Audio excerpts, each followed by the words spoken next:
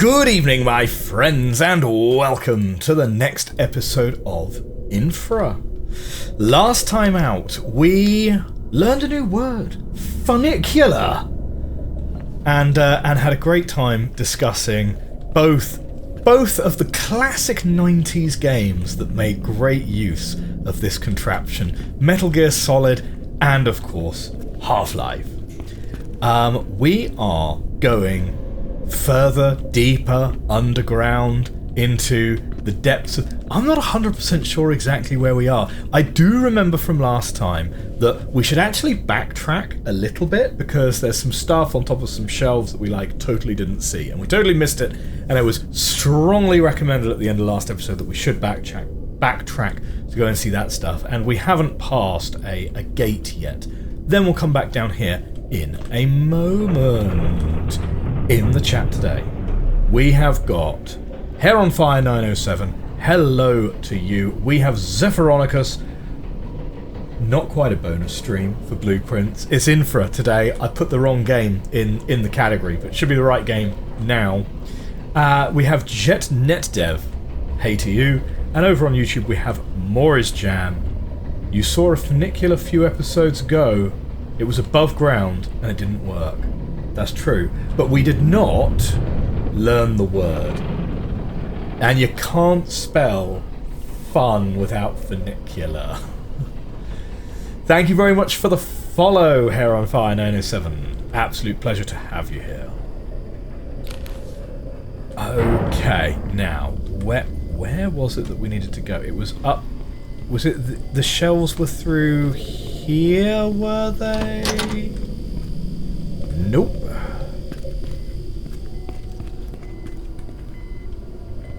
No, this was just batteries. Oh, yes. That one we saw. Must be back through here. Decided to switch it up and watch on Twitch. Variety is the spice of life. I mean, Twitch is good fun. Twitch is good fun. The experience is pretty similar, I imagine. But yeah, when I watch people live, I tend to watch people on Twitch, to be fair, rather than on YouTube. But, yeah. Okay, right. So, there is some climbing that can be done here.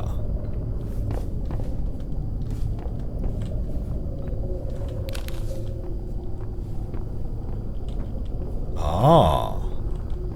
Wait. Put this behind us. Climb up here. Yes.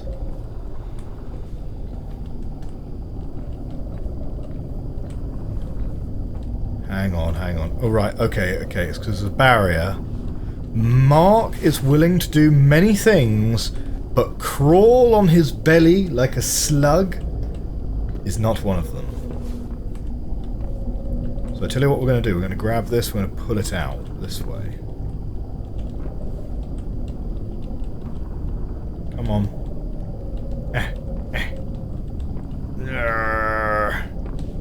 Bring it out and in. Oh no. Hang on. This one's grabbable. Okay. Under here. And there we go. So, what do we have then? We have an elevator and some stuff that's boarded up.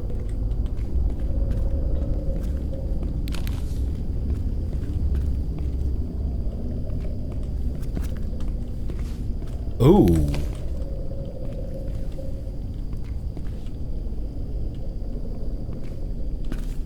You can stop corruption. We need a box. We need a box. Oh, lovely. That makes 2 packs of spares for the flashlight. This is a slightly larger area than I was expecting. Maybe.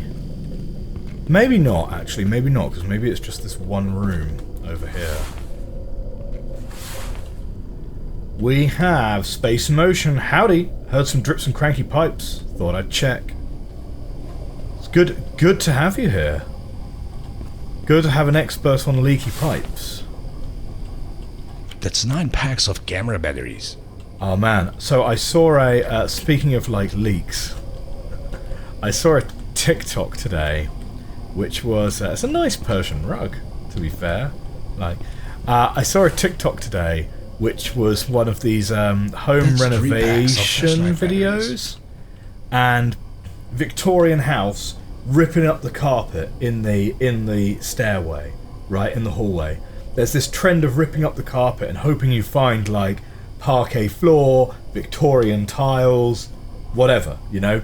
Heck, even original floorboards is kind of good. And then they pulled the carpet up, and in the carpet underlay it was really damp, and they were like, ah, shoot, this could actually be a leak. This is not good. Then they pulled up the underlay, and it was just all asbestos tiles. And it's like, ah, no! The 1970s has come back with a vengeance. Like, yep, that is definitely a be careful moment, right?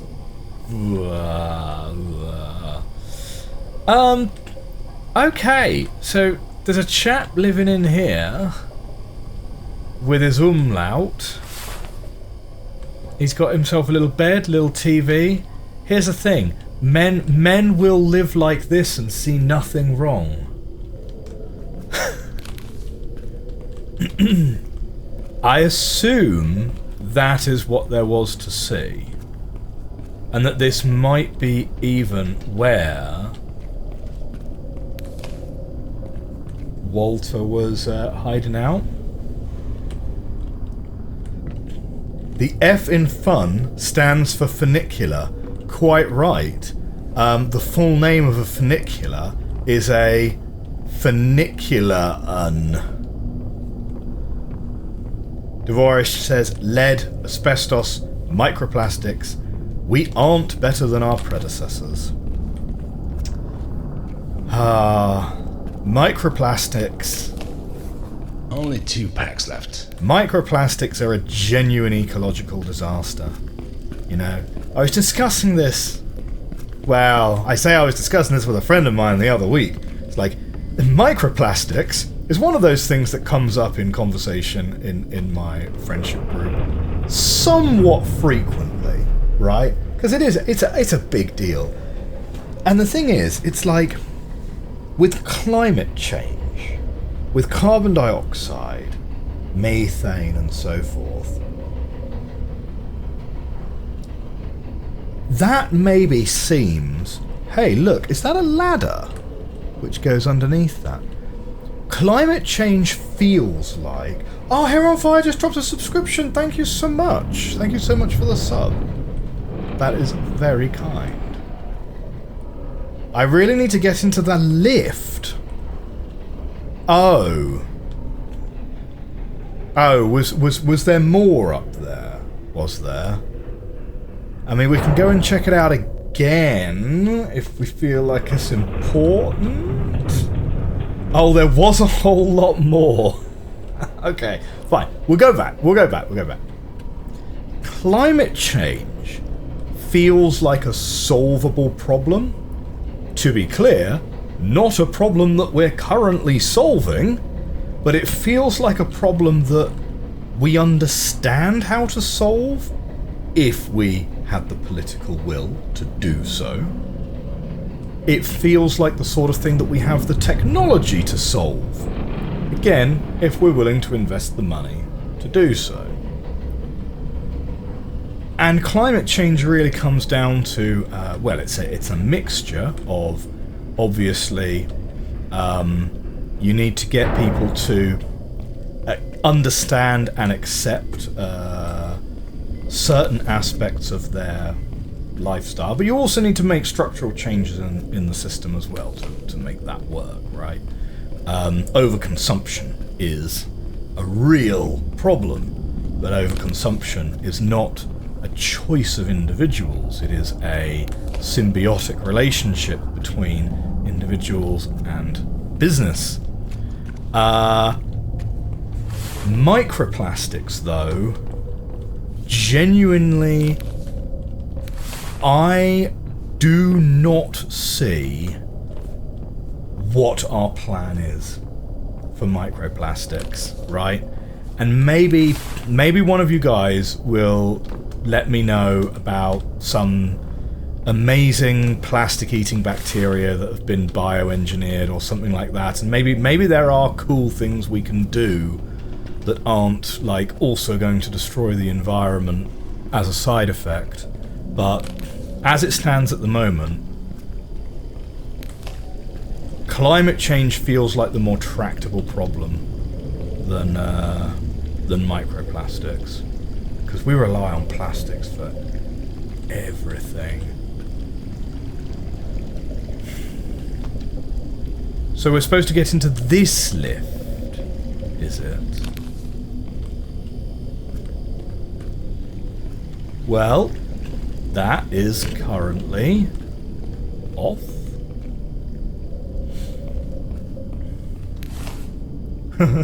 A lot of fixing climate change boils down to stop ruining the environment and wait for a bit. So impossible. Yeah, I have heard of plastic-eating bacteria in the kind of theoretical sense. Like, I don't know if it's... And part of the problem with, you know, releasing genetically engineered organisms into the wild is, once you do, they ain't coming back. So, like, you better make sure you get it right the first time. Yeah. Greetings from sunny Florida, says Samurai Stack. Did you hear about the Diablo 2 expansion? Were you ever a fan of the game? Because this is big news. Thanks for your content. Do you know what? I've never played Diablo. I've never played any Diablo game. I will be honest. But I'm surprised that they're still making expansions for Diablo 2, because I thought we were up to much, much later iterations on the game than that. We have a first-time chatter. Ceaseless Storm Meteor KVMPR Cheap View. Oh no! Oh no! Oh no! Oh no! Man, I can't believe I almost read that. Banhammer.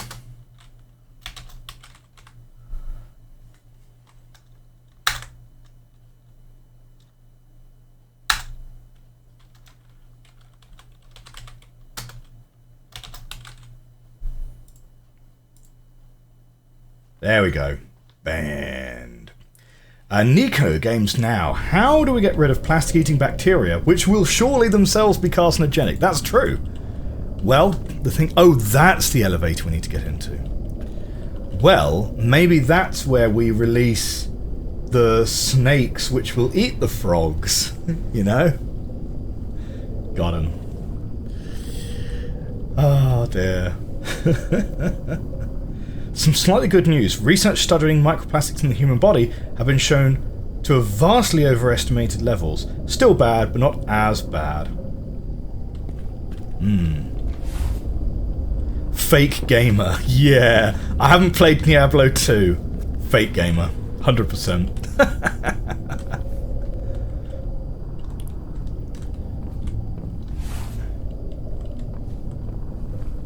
What if we continue this way? Aha!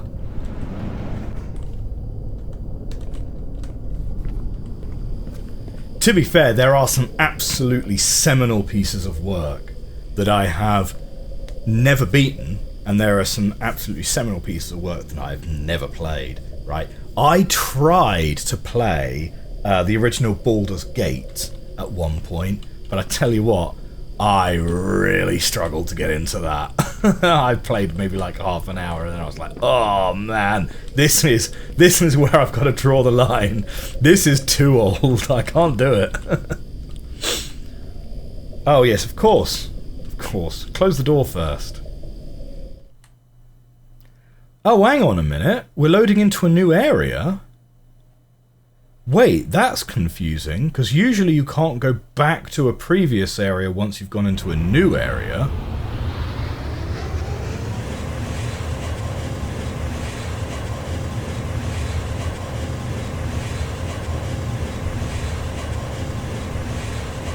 That's a little confusing. Because usually, loading into a new area means that you have passed a gate that you are not going to be able to return from. But we'd never explored the bottom of the funicular. Diablo 2 is over 25 years old and harkens me back to my PC gamer days of playing Mist and Riven. You really ought to give the Diablo series a go sometime. Just make sure the everything-eating bacteria are weak to UV light, and then trap humanity under a huge metal ceiling that's impossible to open. Just raise the temperature of the ocean water enough and the plastic will melt. Oh dear, eventually. Hey! Gold bars! That makes 10 packs of camera batteries. Yep. I don't think the gold bars are supposed to be there. Oh, but we're not interested in taking pictures of them. Shall we nab one? Come on. Come on, Mark. Don't be such a narc. Well, at least take one for the wife, because she won't believe you otherwise. The acquisition of HVH, company founder Alex Hartman. Alex Hartman won't be causing any problems to us. We know that his wife died, and now Hartman is unstable and stressed, which is not a big problem for us. Hartman doesn't seem to have any connections to anyone who could be a threat to us. Hammer Valley Hydro isn't doing so well, so the only thing left to do to get Hartman to sell the company to Walter, HVH, is also a small competitor to Atomcraft, and they'll be glad when HVH is bankrupted. HVH has too many connections to the Bergman Group and several hydro plants in the Bergman tunnels. The dam could be a good alternative power source to the bunker, and the location is important for several strategic reasons. These are the main reasons we need to buy Hammer Valley Hydro.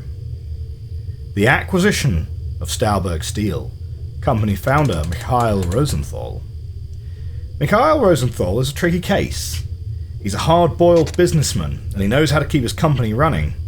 We also suspect that he knows about us more than we want to. He seems to have some connections to the Stahlberg criminal organizations where he gets some of his information. We have to discuss with Rosenthal about selling company to Walter. We're sure that Rosenthal will accept our offer. After that, we have to make a plan on how to get rid of Stahlberg Steel. Walter will handle that. We know that the Stahlberg Steel offices contain some sensitive information, which we don't want to fall into the wrong hands. But the main reason to cause bankruptcy is getting the military extended mandate over civilian legislative bodies. The acquisition of the Bergman Group. Eric Kleinman has been unstable after the disappearance of Xander Berg. He's made some hasty decisions which give him a bad reputation for the company. He started building a new freshwater tunnel, which has been riddled with problems. Xander Berg's works at the SNW bunker. He doesn't know that Kleinman isn't getting any of his letters, but he has started to question the duration of the SNW project. We're trying to keep him happy as long as possible. We aren't sure how long we can keep him in the dark. The Bergman Group has made several bad moves, and we've managed to make things even worse. Stahlberg Bank froze the Bergman Group account when there were some problems with Bergman's system construction project. Now the shareholders want to sell the company. We can make the Walter Company acquire it. There are many benefits to buying the Bergman Group. The company's built most of the Stahlberg underground infrastructure, including several areas around the SNW bunker, which is a high risk to our project. When we buy the Bergman Group, we will have more control over Stahlberg. The underground areas are important for the defense of the city, and also provide great hidden transport routes. Wow. Intriguing. I mean, it's almost like a shadowy cabal of incredibly rich people were in cahoots with each other the whole time. Can't drown city under 200 meters of ocean if there is no ocean, says Dvorak. Samurai says, anyway, cheers from sunny Florida. Bless you for dealing with all this heavy winter. Best of luck. Have fun. Thank you so much, Samurai Stacks. Thank you so much. Okie dokie. Next up. Ooh! Secret tunnel. Wait a minute. hidden. Secret elevator up to a penthouse. I see.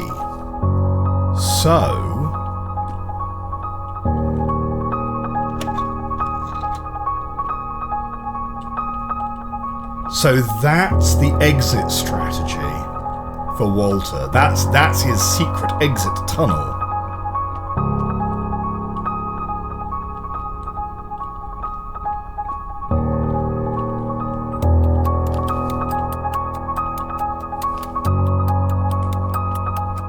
I mean, do we have any VHS in the player?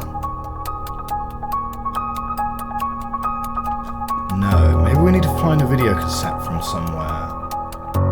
Have I played Stanley Parable on stream? No. I have played the Stanley Parable. Certainly. Ah, Osmo Ulut. Ha ha ha ha ha. Very, very flat cars. Look, you can see the cars that are parked are actually three-dimensional, but the cars that are moving are just 2D sprites. Okay, someone's been rifling through all of this stuff.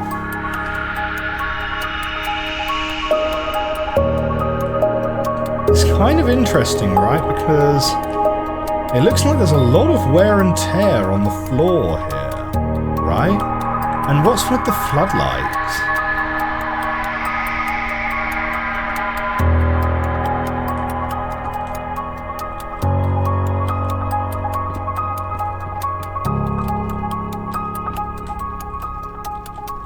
Oh. Is that it? There's nothing else here?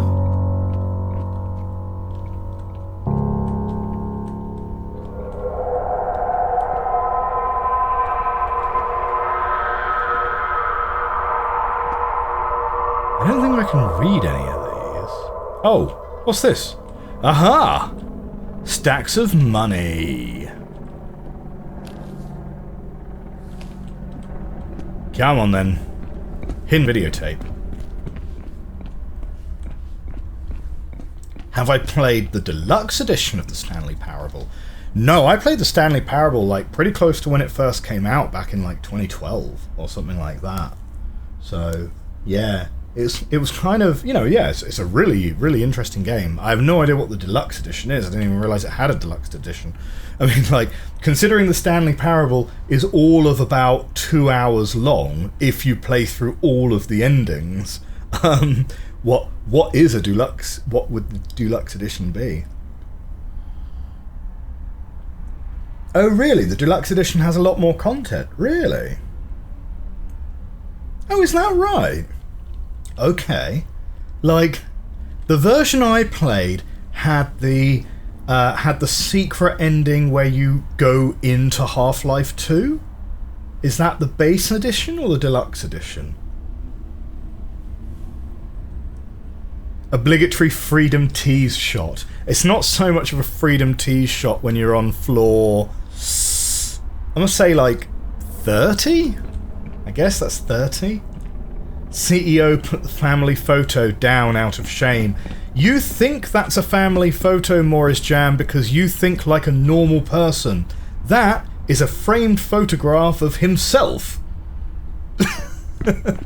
And yes, he did put it down out of shame because he feels like he failed himself.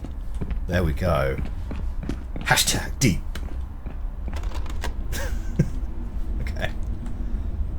Citizens of Stolberg, let me ask you, who was it that rebuilt this city?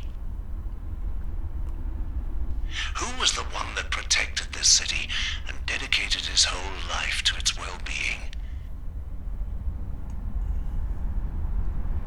This guy looks a bit like... This is how you thank me. This guy looks a bit like a cross between J. Jonah Jameson and Andrew Ryan. Betrayed us and labeled me a traitor. I know they've been up to something big, something that could be catastrophic for our future. But I won't let them destroy Stalberg, my life's work. The corrupt officials want to silence me, but I won't let them. They will never find me, and I won't rest until everyone knows the truth. They have exploited my financial imperium for their own benefit under the veil of protecting the city and its people. They must be stopped before it's too late, for the sake of our future and livelihood. You think he looks weirdly like Peter Serafinowicz? I'm not sure who that is. Some men from the military just barged in looking for you. Oh. Plot twist. Plot twist, right. That's why we've got the floodlights out here, because he was literally in the middle of recording himself at his desk. Okay. And then he had to run off very, very swiftly. I see. Wasn't it the Unity engine or the Source engine version that I played? Almost certainly the Source engine. Almost certainly the Source engine, because it was... yeah, because it literally loaded in a level of Half-Life 2 halfway through the game. So, yeah. Platcat, greetings to you, Platinum Caterpillar. So you know nothing of even the Unity version then? No, I don't. This is genuinely the first time I'm hearing that the Stanley Parable even had a remake.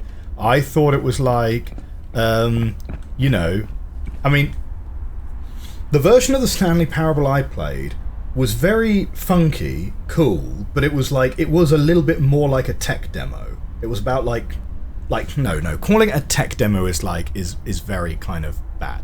It was the first game I ever played that had like proper sort of fourth wall breaking narrative to it. But yeah, it was like a couple of hours long, and it was kind of, you know, I don't know. Yeah, okay, cool. We'll stick that on the list then. Do I need to like leave and go back here? Is like... Oh, here we go. Stalberg in World War II. Is that... No?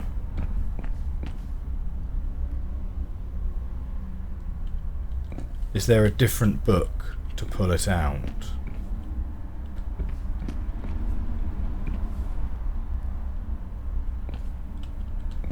The original Stanley Parable was a Half-Life 2 mod. Okay. Yeah, okay, fair enough. I think I'm... Oh, here we go. Planning. Ah, of course. His escape tunnel would be in his planning book. You know, or not. Like, what do we got here? Stolberg bunkers. Anything else? Or maybe you're supposed to do these in the correct order?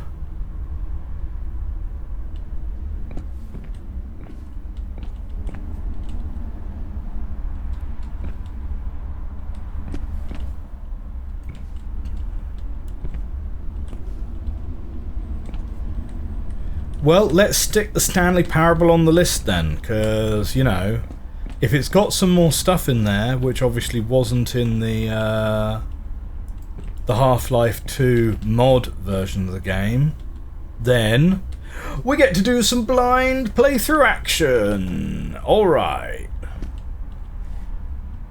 Stahlberg and Steel. Transformation of War.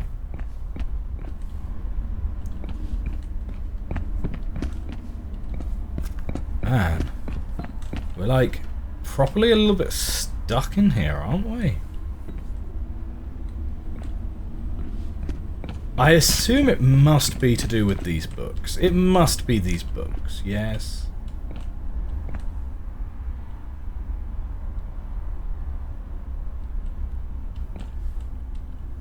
Right, we've pushed that one in. It's not dual. That one there, which is business law. Nope, still not moving.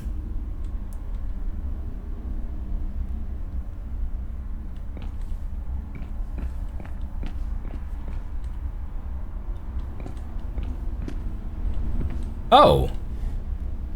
These ones have popped out again.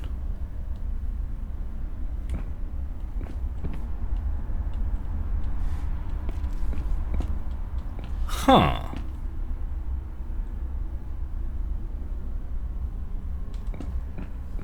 So we've got 3 there.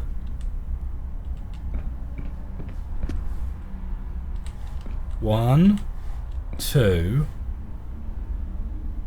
Ah, right. They pop out.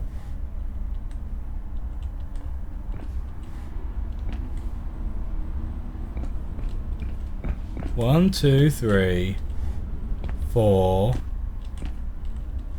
5, 6. And then they're popping out. Okay. So we've got to get the right order for the books, I suppose. 40 oranges just subscribed on the Twitch. Thank you so much for the Prime subscription, 40 oranges. That's very kind of you. Yeah, thank you for the Prime sub. If you happen to be watching on Twitch and you have Amazon Prime, do please consider supporting the channel with your Prime subscription. It's an absolute honor to be gifted with your 1 free subscription per month.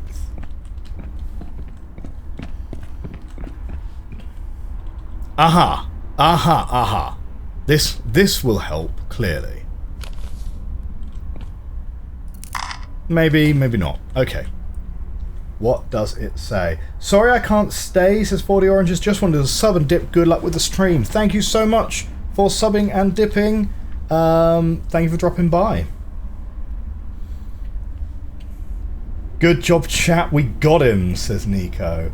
No, I don't know anything about the Unity version. Wish you could automatically resub with Prime. Mine expires in 3 days. I fear I will forget.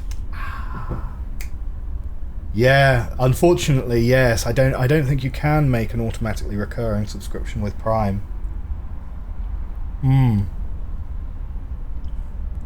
If you play through all of the endings, yeah, Stanley Parable is at least 4 hours long. Obligatory grey morality choice between 2 endings. The original Stanley Parable... Oh, yeah, sorry, we read that one. The broom closet ending was my favourite. Marcus UK has dropped in. Me again. Just found your live stream. When did you start? 8 p.m. GMT. Yeah, so we stream every Thursday, 8 p.m, and then second Tuesday of the month sometimes, when we happen to be free. Gonna have to do an alarm for this each week. And the room game. When do you start them and then which days? So those are less frequent at the moment. Those are kind of like as and when with blueprints, but we're going to be restarting the playthrough on YouTube reasonably soon. Currently we're up to day 75 of the main playthrough. We're going to start hammering that again. To be fair, once we're done with Infra, maybe we should knock out Curse Mode, and then I was thinking, well, we'll discuss it on the Discord, but I was actually thinking about doing Lorelei and the Laser Eyes. But maybe we jam Stanley Parable in first. So, what have we got in here? We have got 55T3 T6 S8 S10 T7. That is a 6-digit code. S3T3 T6 S8 S10 T7.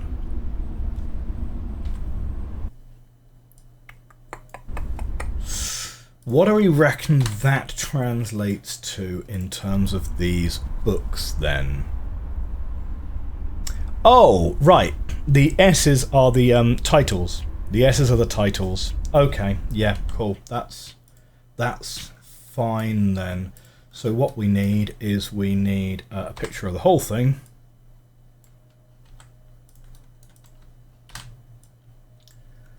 And we're going to be looking for S5T3T6. So 1, 2, 3, 4, 5. Stahlberg and Steel. 1. T3 is the transformation. T6. 5, 6 is business law. Oh, no, that's 3, not 6.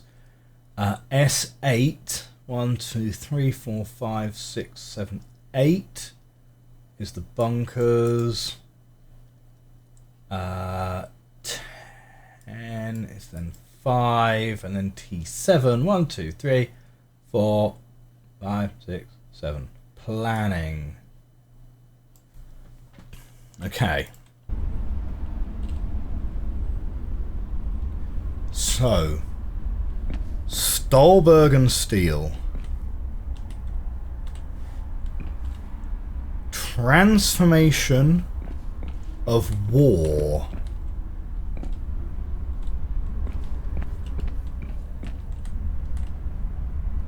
No, that's bunkers.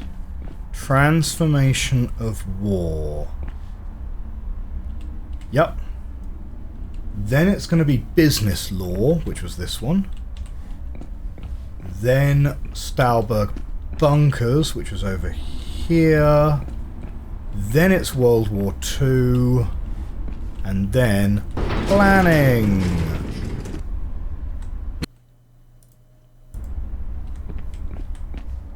Okay. Off we go. Do you know what, guys?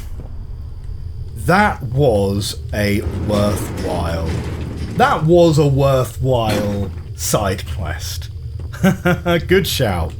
We would have definitely missed that twice.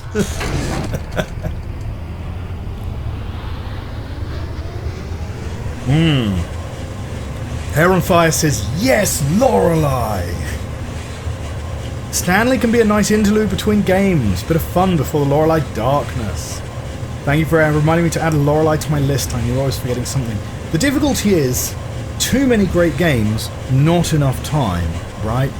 On my list, for the longest time, it has been Hades 2. Hades 2, I loved Hades, right? Hades 2 came out, 6 months ago now? 8 months ago? Have not bought it yet.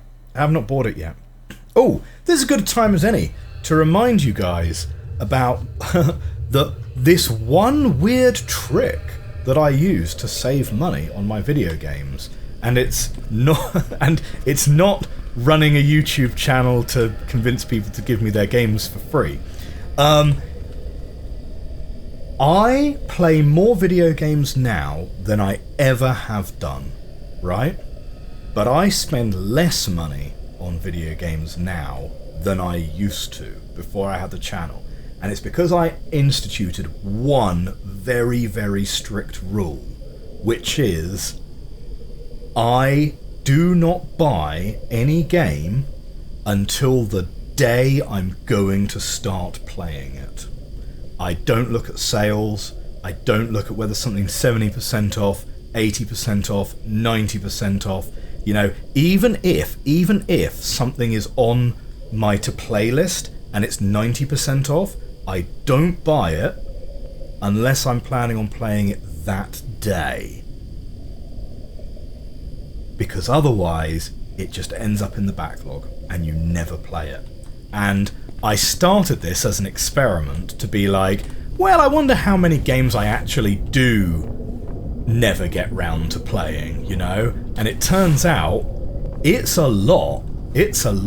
Like, even after I'd started the channel, right, before I instituted this rule, like, I got Talos Principle Part 2, which I was fully expecting to play, like, at the end of 2024, and I just never got round to starting it until, what, like 2 months ago? So it sat in my library for a year before I even made a start on it.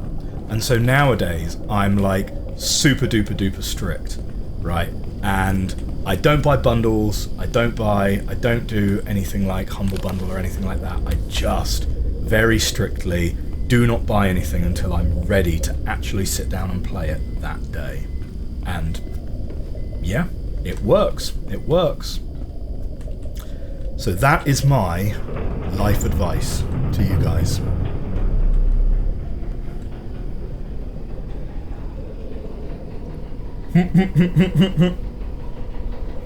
Whilst you're here, you may as well plug Expedition 33 again.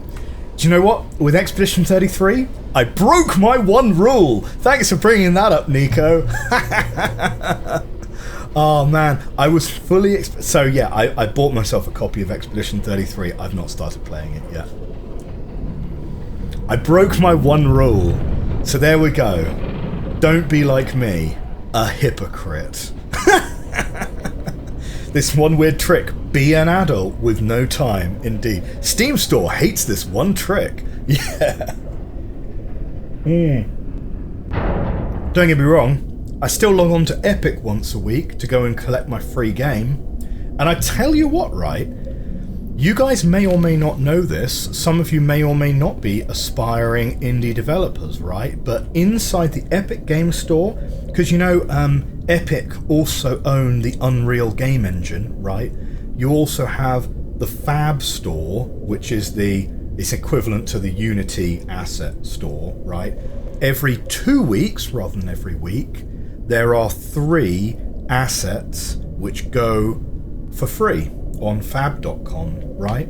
And now I'm not planning on making a game anytime soon, but like every 2 weeks, I'm very diligently logging onto Fab and collecting my free assets in case I ever do decide to build something, because then I'll have everything I need already there. But yeah, no, I still log on to Epic and get my free game every week, of course. And most of those haven't played. Tom Rams joined the chat, and Spiper, great to see you. Have I played Edith Finch? No. Only 1 pack of batteries left. Is Edith Finch, however, the one with the bathtub? Because if it is, the answer to that is no. Let me put it that way. Yeah, that's not for me. But I can't ever remember if that's Edith Finch or Ethan Carter, What Remains of Ethan Carter, because I've not played either of them. But I understand they're... Oh, whoops! I pressed the wrong button. I understand they're sort of somewhat similar. So yeah.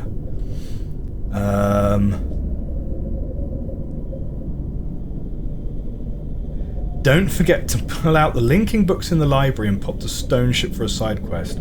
Could you do a schedule on YouTube posts each week in advance or something? Definitely Misty. Yeah, I probably could do that, Marcus. I probably could. The lift is definitely Misty. You know what the cargo elevator is missing? Head crabs. Absolutely. And soldiers in stealth camo.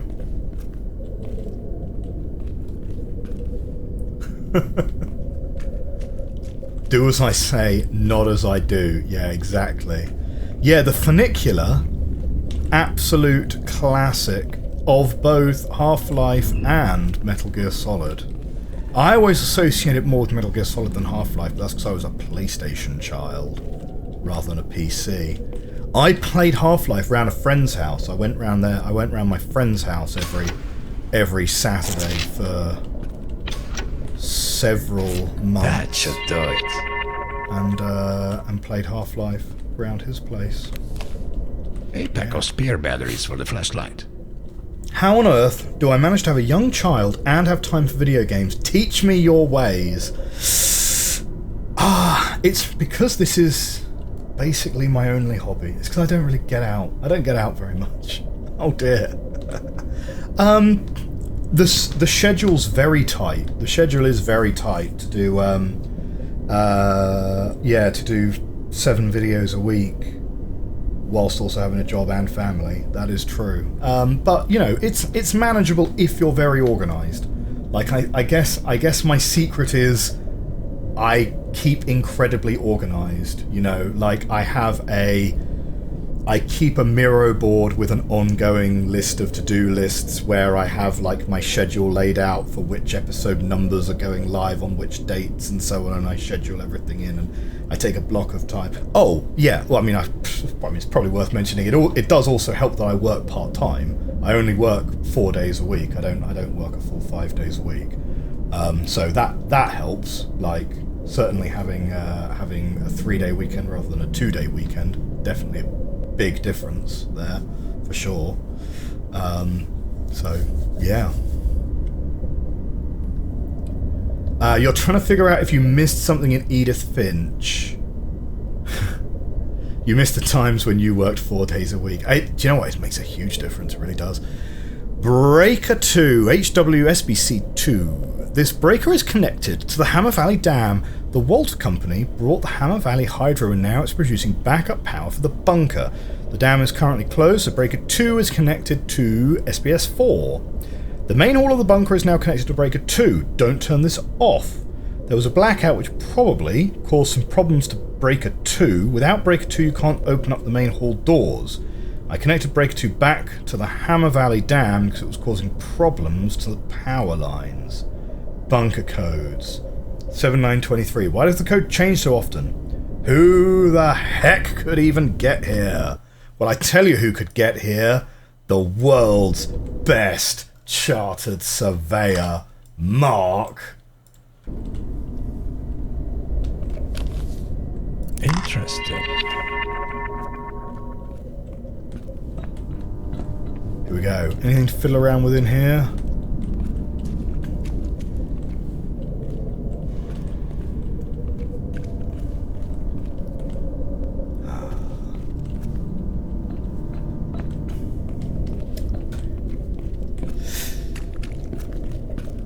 Yeah, but too many good games to play. Too many good games to play and not enough time to play them, as you say.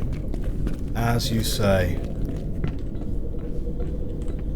Right, we want 7923. Beep, beep, beep, beep. Now that does sound very Half-Life. Oh, Mark is getting a crazy amount of overtime. We've at least he's been working for at least a day and a night. Right here. See now, this is the difference between Mark and me. I would never press that button to seal myself in here. That does not sound like a good idea. At all.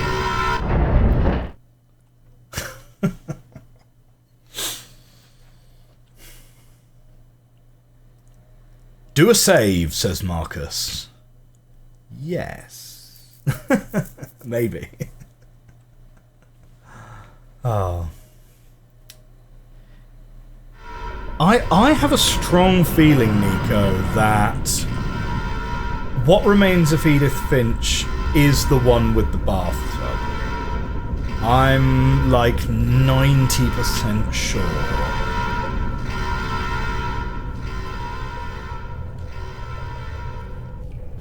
It's the one in the house where you're finding out what happened to all of her relatives, right? Or something like that. I don't know. There were a lot of games from that period, none of which I've played, which I do get confused with each other. Edith Finch, Ethan Carter, Gone Home, Everyone's Gone to the Rapture.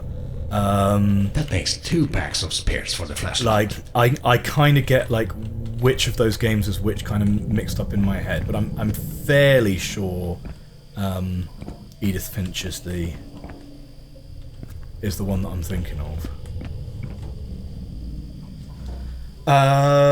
Right. Tuesday 14. Today was about the same as always, though there was some army general I haven't seen before. Looked like he'd had a bad morning that day. Someone must have pissed in his cereals. Anyway, seems that more cargo is going out and coming in, mostly letters, files, and other paper stuff. Wednesday 15. Alright, finally some action. some scientist, or whatever, was running towards the door, and then the guards grabbed him and took him away. Didn't even know we had a scientist. Not that I know much about this place anyway, I just guard the entrance. 16 to 18? Nothing unusual. Sunday 19. Whoa, I don't know what the heck happened today, but I heard there was some metro accident. Apparently the passengers are okay though. Thank God, could have been a lot worse. On the 20th, I was told today that they are going to do some rearrangements and start moving the passengers out soon. It's still very unclear what's going to happen, but we'll hear more about it tomorrow. 21st. Alright, we're closing this bunker. They started moving stuff out. I tried asking about what's going on with the metro passengers, but they refused to comment. I have a bad feeling about this one. Fascinating. Bing. Bing. Ha ha ha ha. Nigo says, oh yes, yes, yes. No, that is that one. I just blanked it out because of the trauma. Indeed.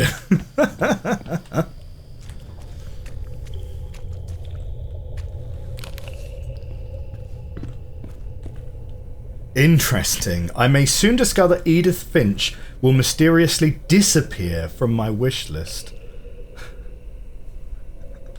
Yeah, you'd want to sleep long before now, for sure. Oh, yes, yes, yes, yes.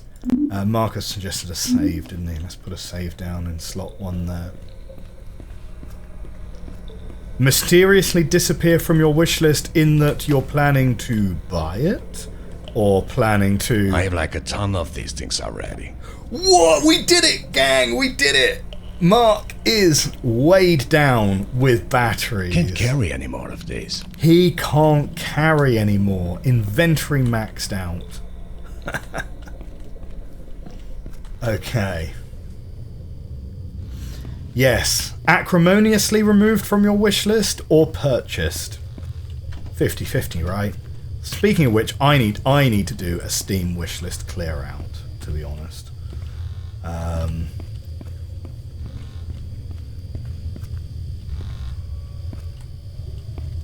Interesting. So this is the SNW bunker.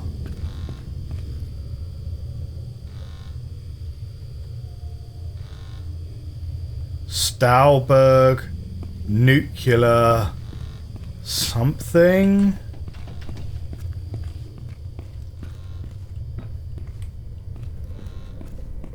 You wondered what would happen if you ran out of pre-recorded battery counts. That's a good point, actually. Yeah, because he's been diligently stating how many of these we're carrying every single time. Like, oh, that's 11 packs of batteries now. Like, yeah. I assumed we'd eventually just get to, that's another Only pack one of pack batteries. left. Yep, it's just, even more batteries.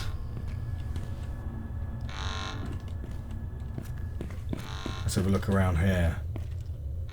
Look at that. Mark is over encumbered but still able to walk at a reasonable pace. Bethesda could never. I don't know the game, but if you're maxed out, remember where the batteries are. Could be a loop. It's good. It's a good shout. I think someone's got an answering machine message. First, let's read this. I don't think Jonas fixed that circuit breaker properly. There was a brief blackout today with breaker 2. You couldn't open the main hall door or do anything at the main hall, but now everything should be in order. If it doesn't work, make sure everything's okay in the electrical room, which is just outside the bunker.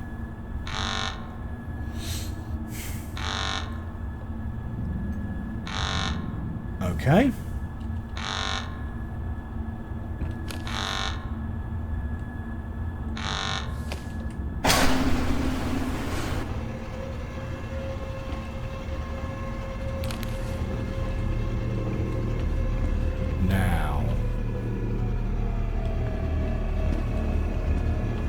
That sounds like we've just turned on an air raid siren somewhere.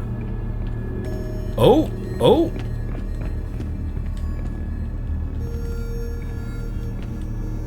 Let's not go ahead and accidentally launch, you know, some kind of missile strike from this Soviet-era bunker, Mark. Like, that really is beyond the remit of a surveyor. Like, Let's not do anything the grandchildren will remember us for, yes?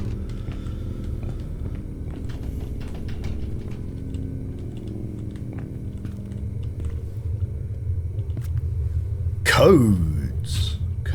Codes. Right.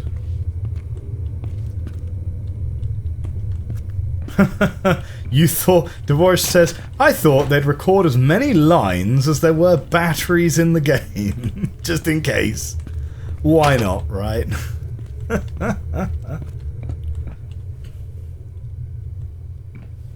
Ton Ram says, that's the first thing I'd do in a bunker like this one. What, try and launch a missile? Or a missile, I should say, rather.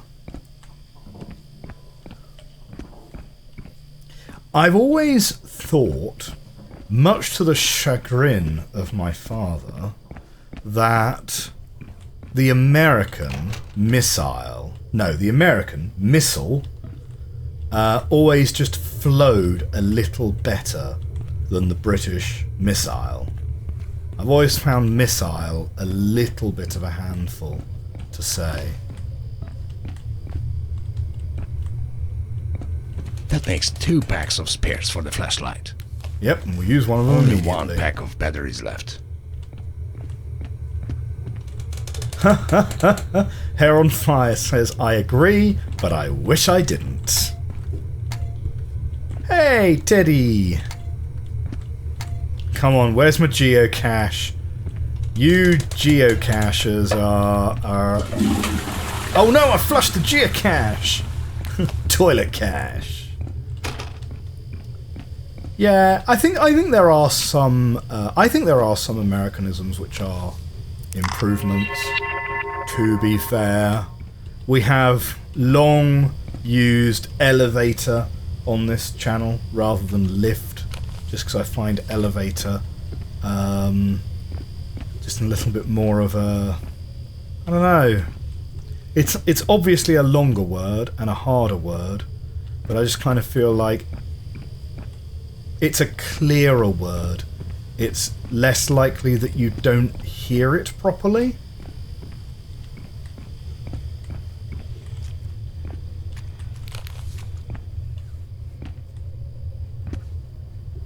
Same with apartment versus flat. Yes, I agree. Yeah, saying like, oh yeah, I bought a flat.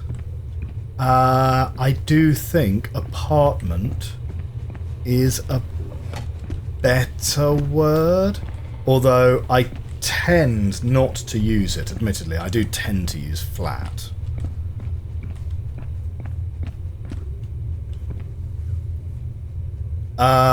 Do I still have a save from the previous level? I do not. I took a save after we left. That makes 2 packs of spares for the flashlight. Alas.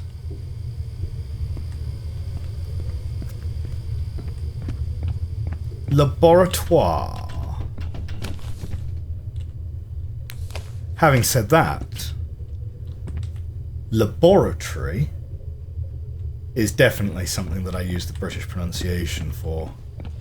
Because I believe the Americans tend to be laboratory, but obviously the O... I don't know if the American spelling is different to the English spelling, but the O is before the R, so it's laboratory. But I have certainly heard a lot of people say laboratory over the years.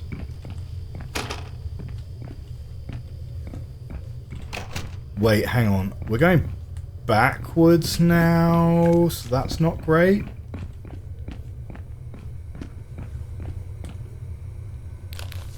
Oh, I went up the Walton Tower. Yes. Sorry, I thought you meant there was another different lift to take. Now, hang on. We've opened this up, so there must be something in here, right? Okay, we can't move that. Yes, and look, we have something directly above.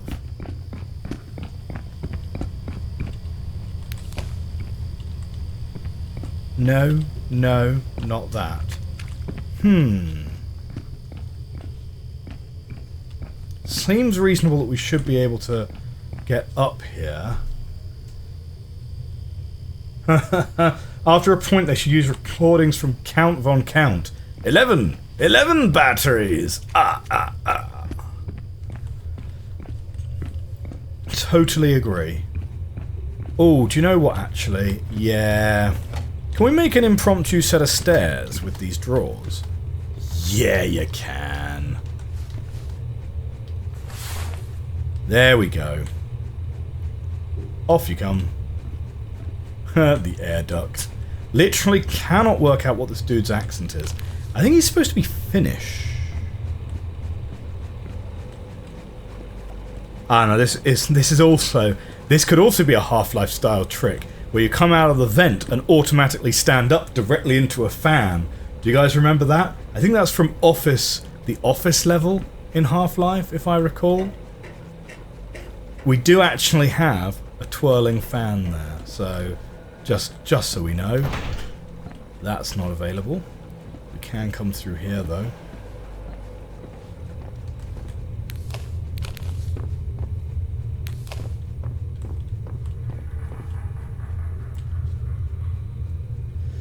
Nothing against long words, but I feel like autumn is a bit of a brain twister.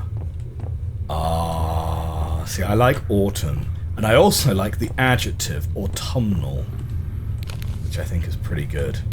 That's a good point, actually. So, Americans use fall, right? Is there an adjective equivalent to fall? Find it amusing that the USA put double yellow lines in the middle of the road. Oh, man. Well, thankfully I've never tried to drive in the United States. I'm not sure how well I would do, to be honest. Fall. We have some major issues with our science team. Zanderberg and one other scientist have escaped.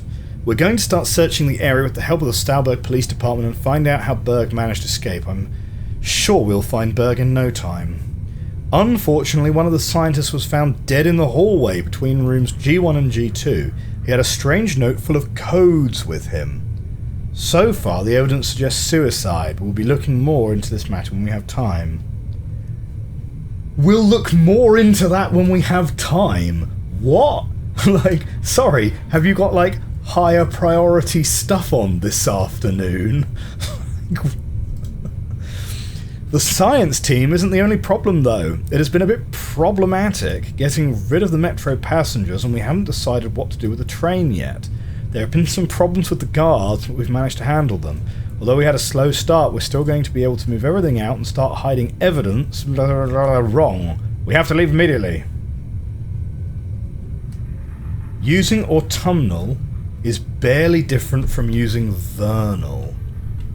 Oh, is that the adjective that Americans would use, was it? Vernal, to describe something of the autumn?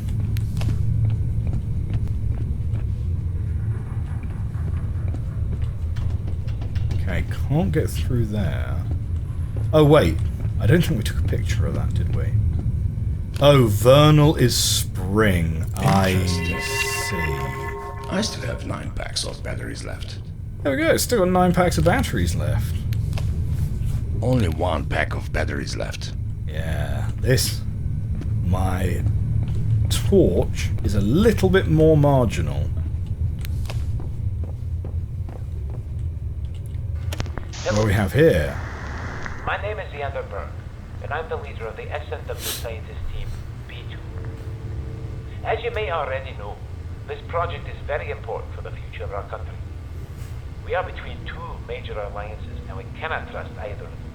If there's going to be another war, we won't last long. That's why you are here today. We are going to guarantee a safe future for our children, and for everyone who lives in this country. Next, I'm going to tell you a bit about this underground complex and what we're doing here. The scientist team lives in the accommodation wing next to the laboratory. The door code is 2077. Intriguing.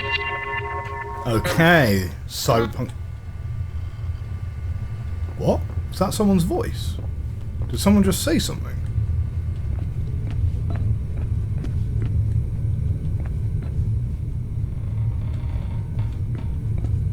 Must have been on the recording, right? Yeah, okay, so the code is Cyberpunk 2077.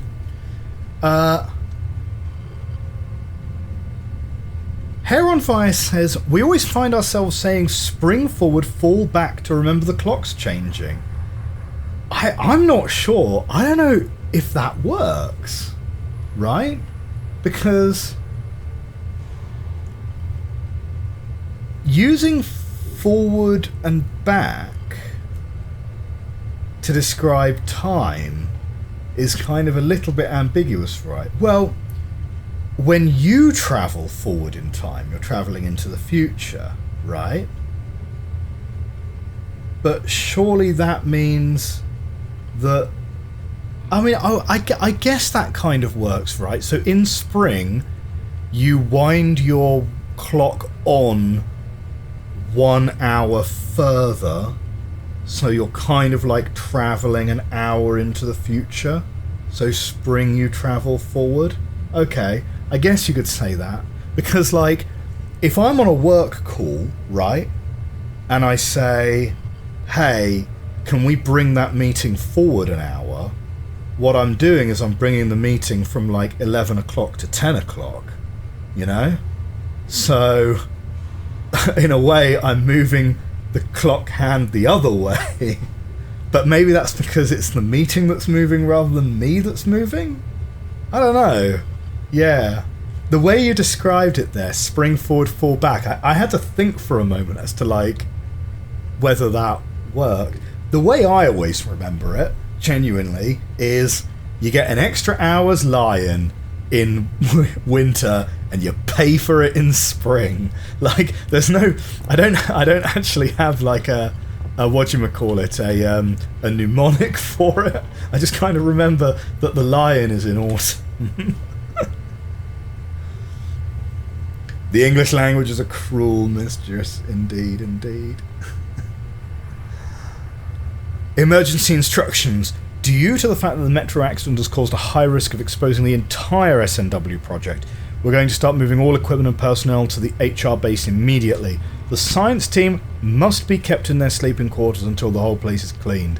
They'll be getting all the supplies they need, including food, water and medicine. Any surviving metro passengers must be executed and their bodies must be disposed with. We can't hand the bodies over to their families due to the radiation. The train will be either transported or dismantled if possible. Any remaining evidence must be destroyed. Report immediately if any problems arise with personnel. If someone tries to escape or do anything against the rules, they must be dealt with.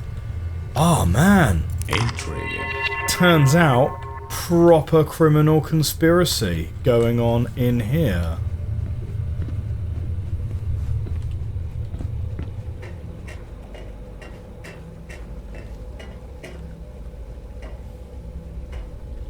Gas sensors. Fan closes automatically when all sensors detect toxic gas.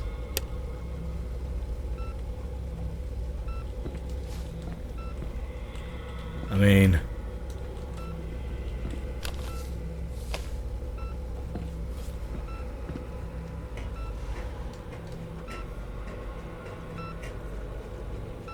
if you really want to turn the... turn it off quick. Oh, hang on, wait. Ah, there's more to the down, is there?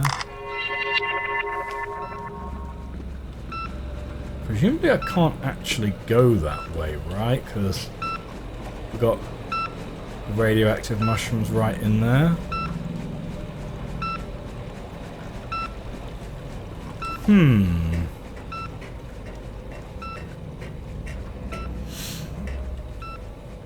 Mark is supposed to be Finnish, but his voice actor is Hungarian. Ah.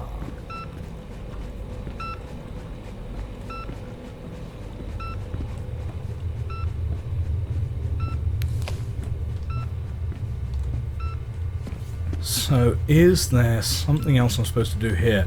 But what this kind of reveals, in a way, is that the train we saw through the window over this way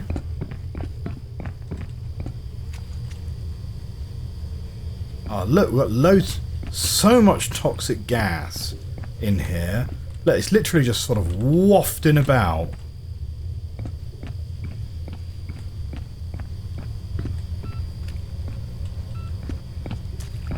So we saw... where was it now? It was back through here, wasn't it? Through the control room. Yeah.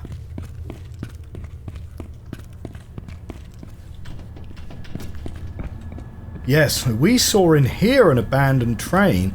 This is the train from the metro crash. Which they clearly didn't actually have time to finish dismantling. But yeah. That makes 10 packs of camera batteries. Handy. You're going to need them to document all of this incriminating evidence. Kind of, though.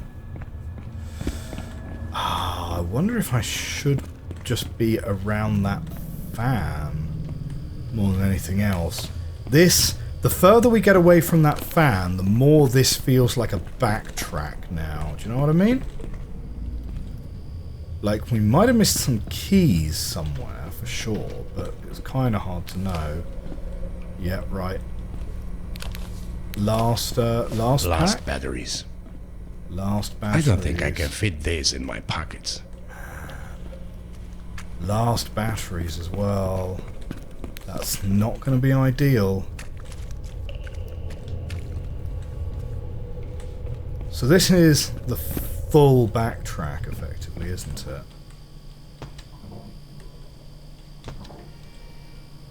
Oh! Oh! It is going to open for us.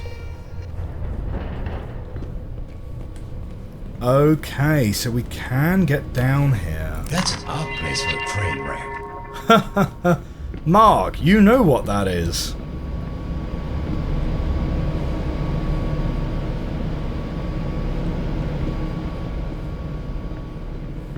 Oh, Tropy coming in just as we figured it out.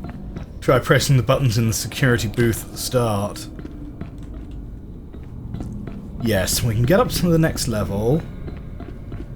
We can get down. We can get down there, I'm sure, using the lift. Loop as predicted. Find that stash. Hello. Oh no. Oh wait, what am I doing here then? Okay, where am I trying to put that?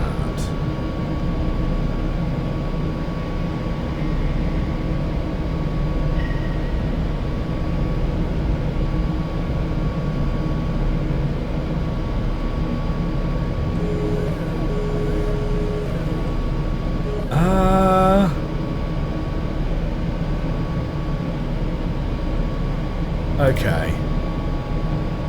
I think I probably need to try and work out what I'm even trying to do with that before I start fiddling around trying to do it. Obligatory crane operator minigame. Yeah, taken straight out of the Firmament playbook.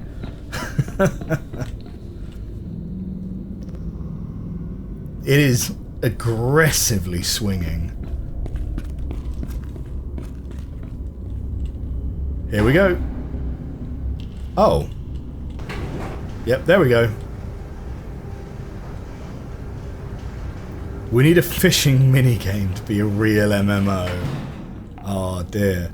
You know, in a way, would you say it's really maybe Ocarina of Time that popularized the fishing minigame specifically?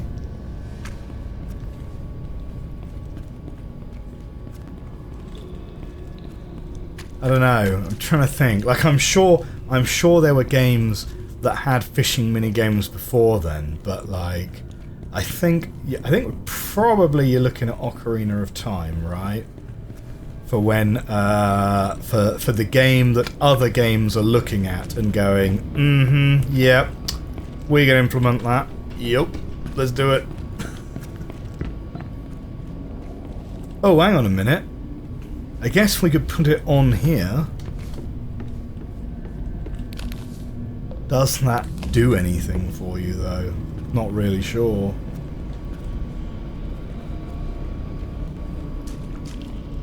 I don't know what the minigame is trying to get us to do, to be honest. That reminds me, I've not had a chance to watch Firmament yet. As someone who backed it on Kickstarter right from the beginning, I was a bit disappointed. What did you think of it? I thought it was...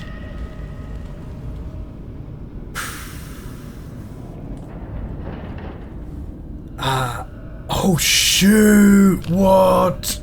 Oh no. Oh no. Ah, we've suddenly gone to the dark place, guys. What the heck?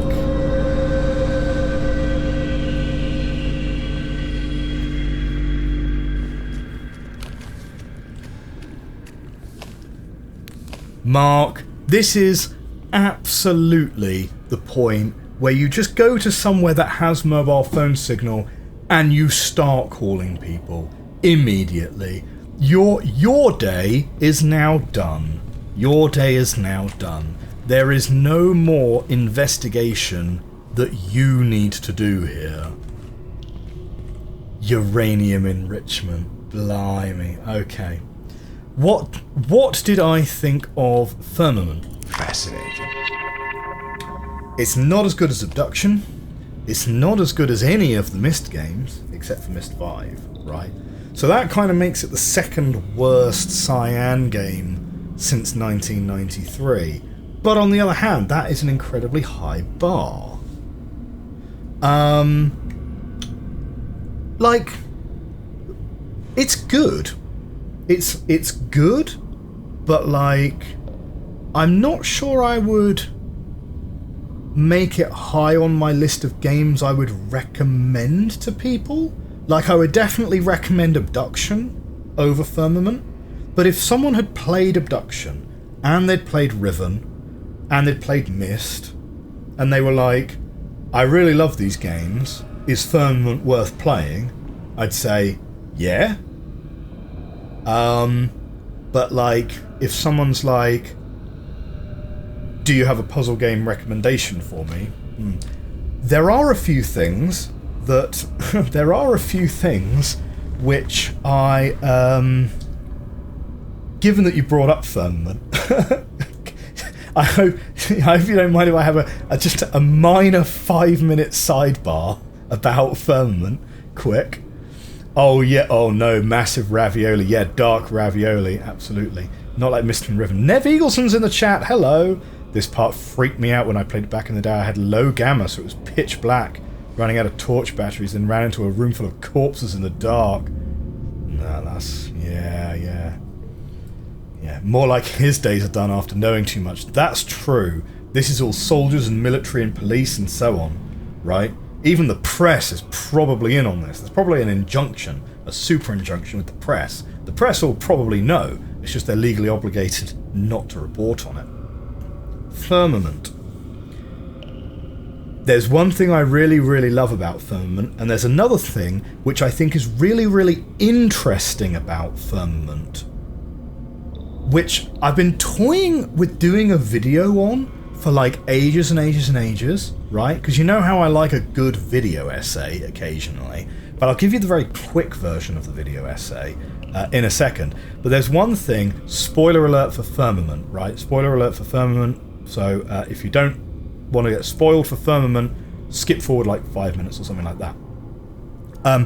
I really, really loved the rug pull about the fact that the little bathyspheres you're in are not teleporting you anywhere, but are physically taking you somewhere. That's brilliant. That's brilliant. After 25 years of Cyan games being like, oh yeah, it's a magical portal that will like take you through a book into another world, or oh yeah, well it's a sphere swapping thing, and the size of the sphere in this world and the sphere in that world have to match, and then they swap locations, and you can like rotate the spheres to whatever.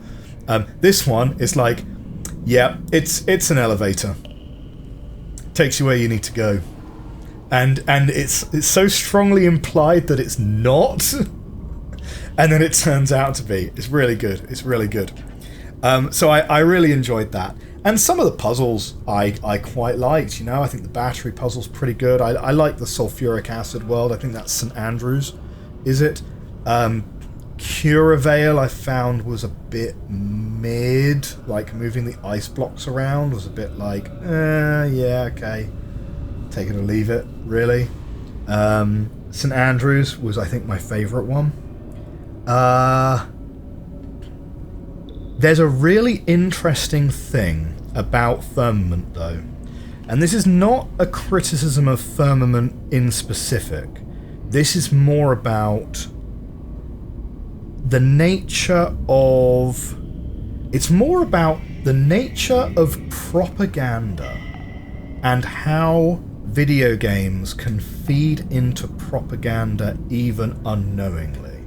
Now, your classic example are things like Call of Juarez, right? Which, you know, edge into like horrendous stereotyping and things like that. And, you know, or 6 Days in Fallujah, for example, right? Somehow we live in a timeline where 6 Days in Fallujah is a video game that you can buy,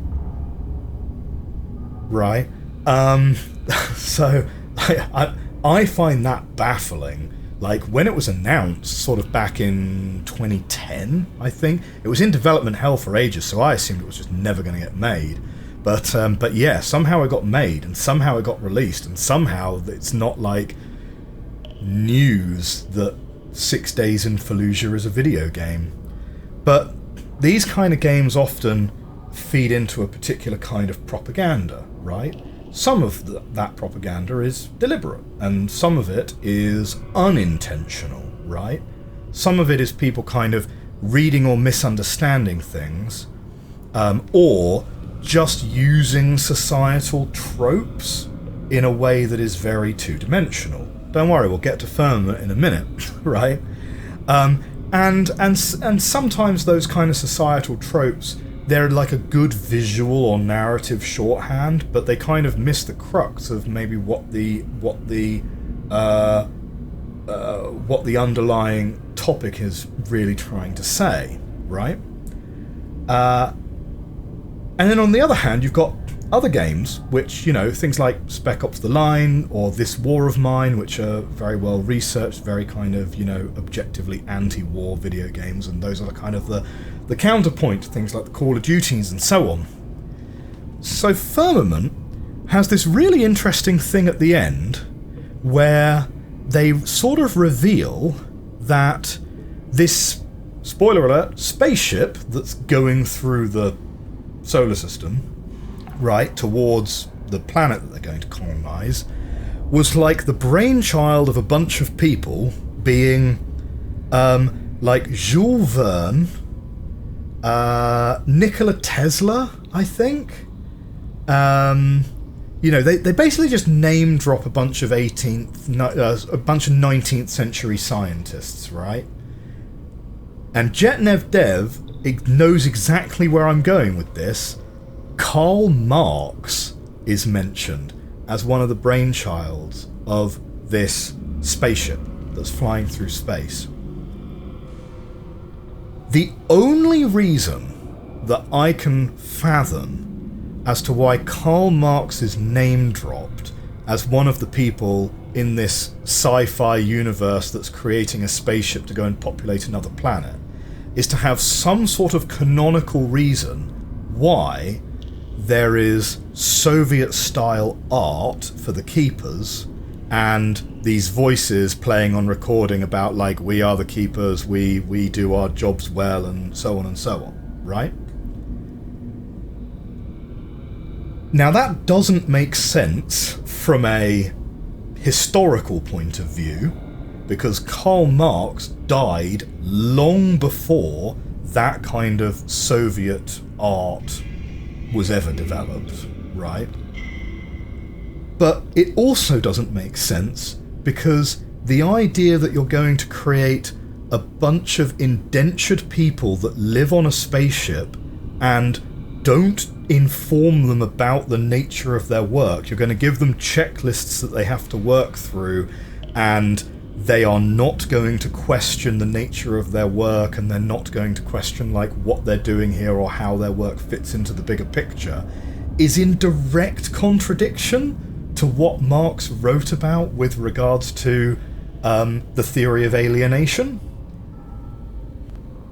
And I'm assuming it's just laziness. I'm assuming it's a misunderstanding or like academic ignorance about the nature of Marx's writing, because what Marx wrote about and what Soviet propaganda then became later are quite different from each other.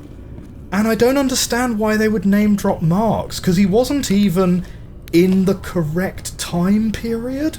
You could have name dropped like some other Soviet propagandist, and it would make more sense both from a timeline point of view and from a historical accuracy point of view.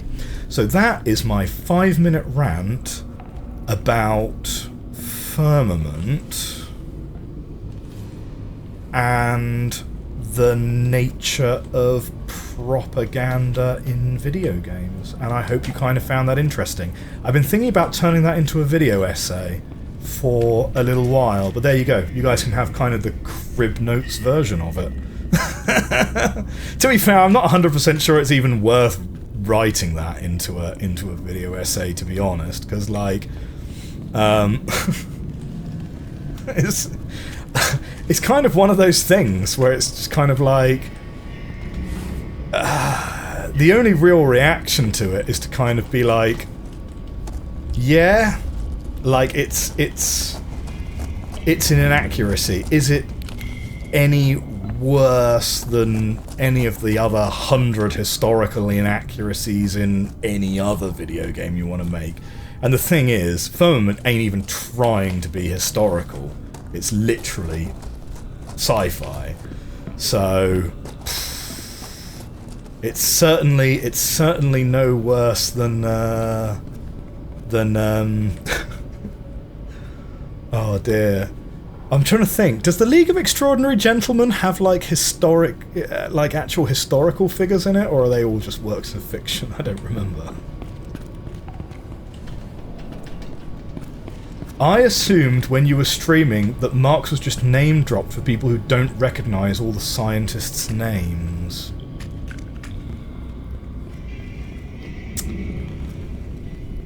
I think it must be because of the... I think it must be because of the Soviet-style propaganda. I don't know. So what are we trying to do? I think what we're trying to get something to do with that crane, right? And I guess we need to get to the other side of that somehow.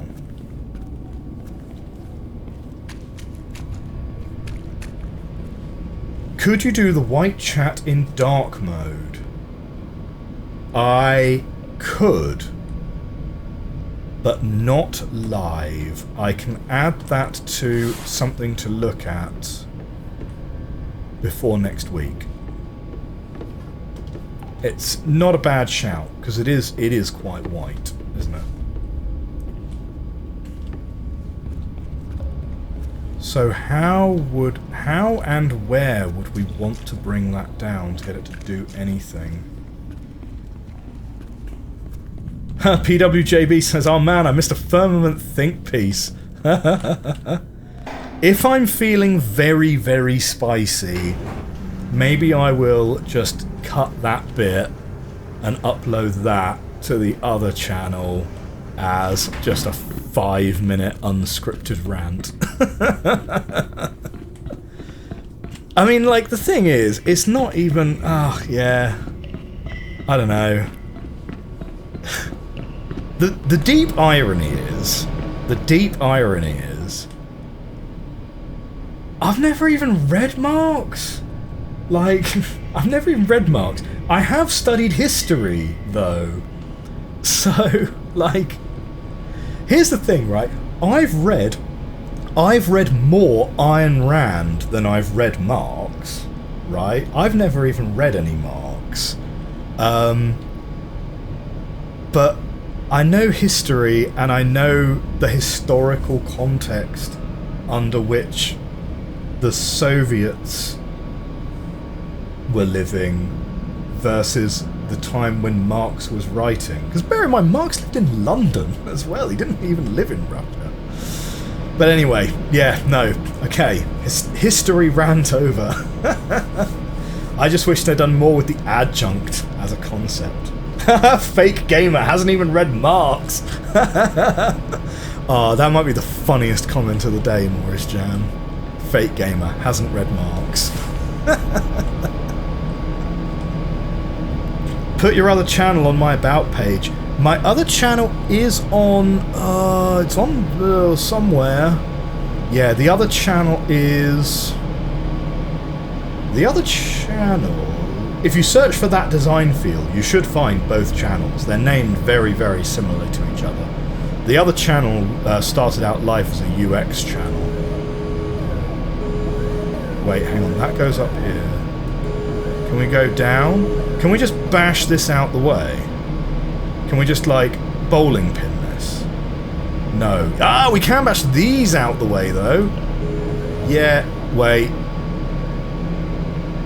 Okay, we might have just caused ourselves some problems.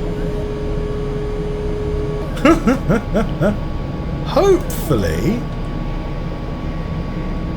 we're okay there.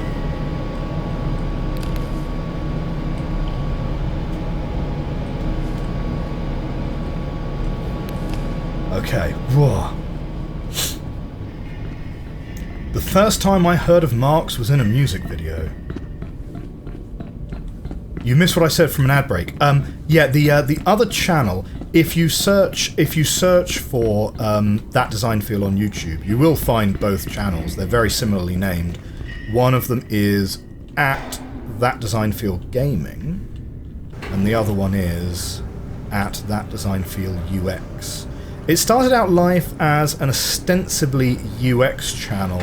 Then I started doing some like fairly generic management stuff. And I was thinking about making it kind of software development focused for a while. And now I kind of don't upload anything to it at all. But I'm sort of thinking of resurrecting it a little bit as kind of like a place to put more kind of think piece stuff rather than explicitly gaming content as such. But yeah, funny story, like with Ayn Rand, I, like many people, had never heard of Ayn Rand until I played BioShock. So there we go. Never read Ayn Rand, fake gamer. But yeah, I found Ayn Rand through reading, through playing BioShock, and then I read like a couple of her books, and yeah, she's kind of the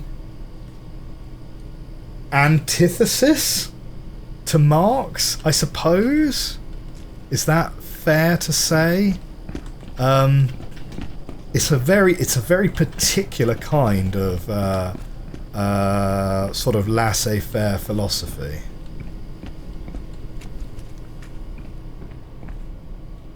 You haven't read Ayn Rand, but you have heard Andrew Ryan. Fair.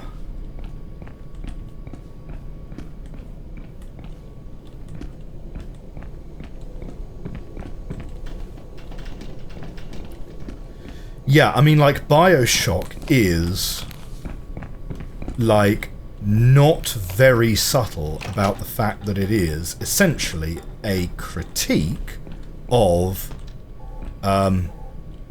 Ayn Rand's philosophy broadly. Do I really want to be standing in here Oh, this is an airlock. This is yet another airlock, is it? But yeah, it's kind of interesting because what are they doing in here? What were they doing in here? It's kind of interesting because Atlas Shrugged kind of is very, very similar in terms of its plot to BioShock. Kinda.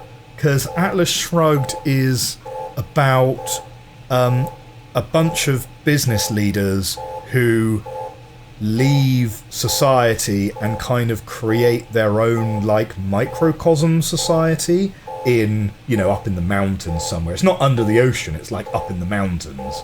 And they don't let anyone in or out and so on. So it's kind of it's BioShock is not just critiquing sort of Rand's philosophy, it's kind of critiquing Atlas Shrugged as a story specifically, let's say.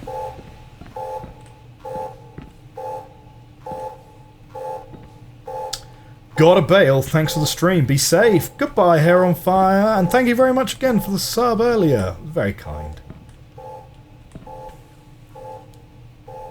Extra channel, save, game save, okay. Yes, let's save the game. Slot 2 we'll put into this one.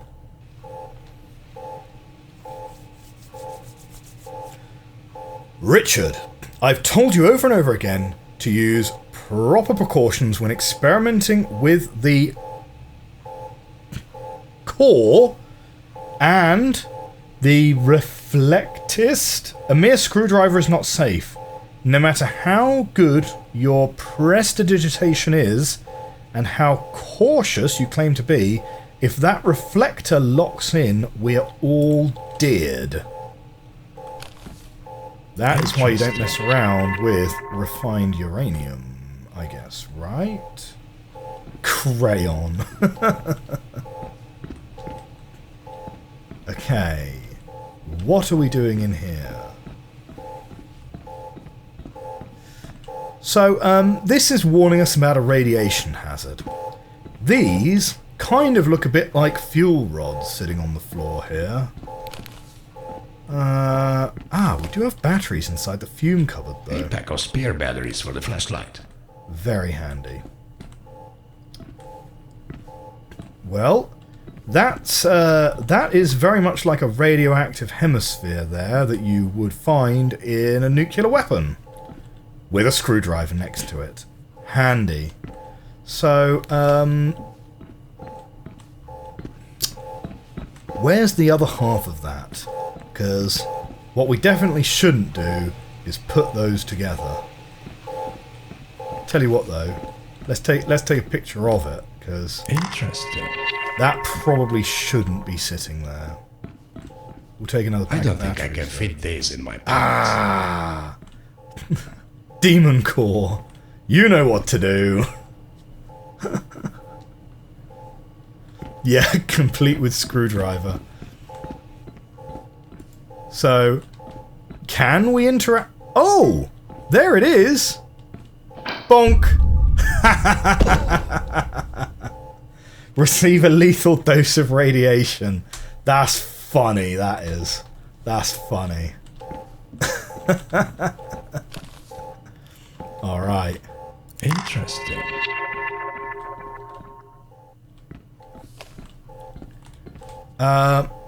Should we move this to the other side of the room? You know? Let's just keep those away from each other a little bit. That'd be good. I'm trying to think. Is there anything else that we want to do in here? Or maybe it was just the demon core to be looked at. Not sure. We can go in and out fairly easily.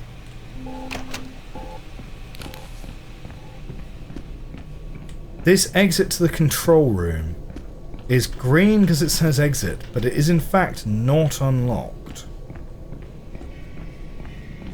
Oh, get the battery again. Oh, did I not get the battery? Oops.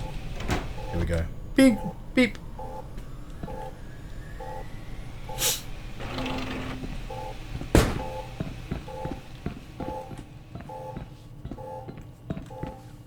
Ah, yes. There we are. A pack of spare batteries for the flashlight.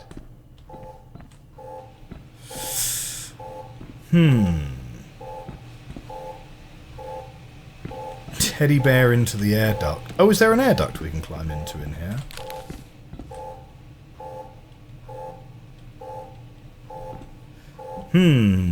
You reckon that clock's working? Is it noon or midnight?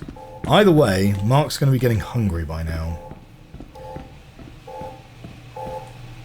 Okay, with that, is there anything else to do in here?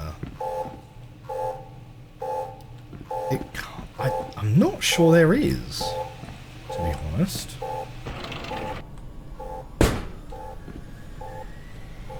We took the pictures of the core again.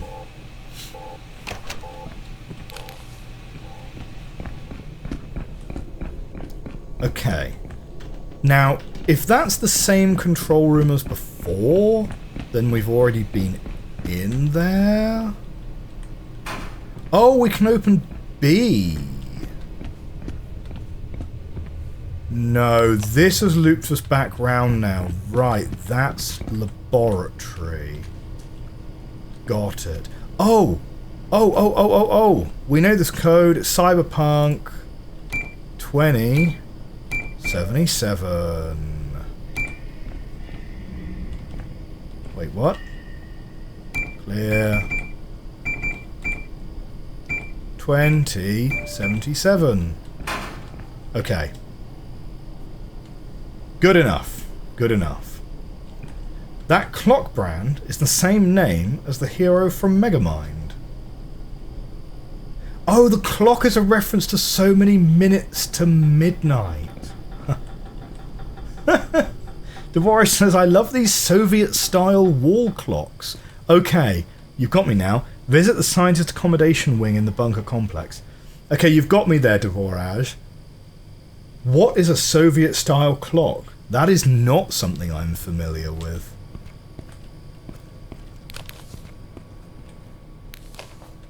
Last batteries.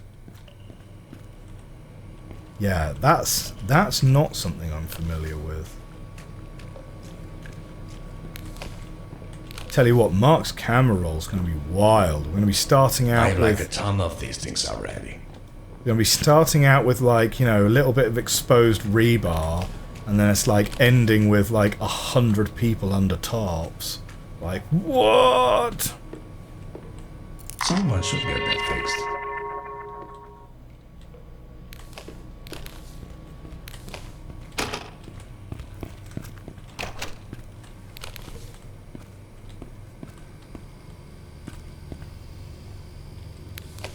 Here we are. Thursday 16. Really starting to think that Richard isn't doing so well. He has an unsettling gaze, as if he might grab a knife and start stabbing people at any moment. No one likes being around him. Even the guards keep their distance from him. At night, I can hear banging and other disturbing noise from his room. I'm trying to figure out why Richard stole paint cans from the storage. Is he redecorating his room? I might be getting paranoid, but I think I can sometimes see a dark silhouette of a human figure in the hallway between Richard's room and mine. I must be going crazy after being a prisoner for so long in this cursed bunker.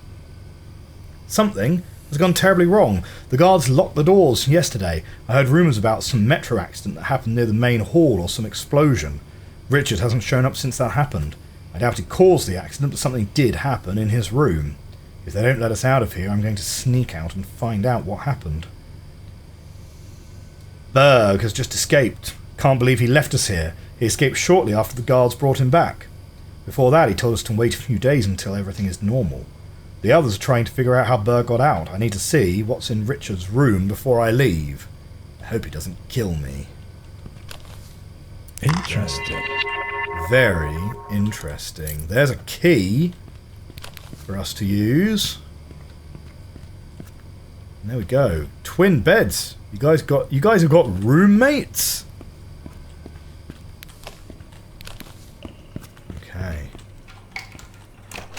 And there's G2, which we can open with that key. However, that is going to be all we have time for today's stream. Okay, we're going to be saving up here. Thank you very much, everyone, for coming along today. If you're watching on YouTube in the future, thank you very much for watching this video, this episode of Infra. If you like this episode, do hit that like button, hit that subscribe button. I will see you next time. Bye for now.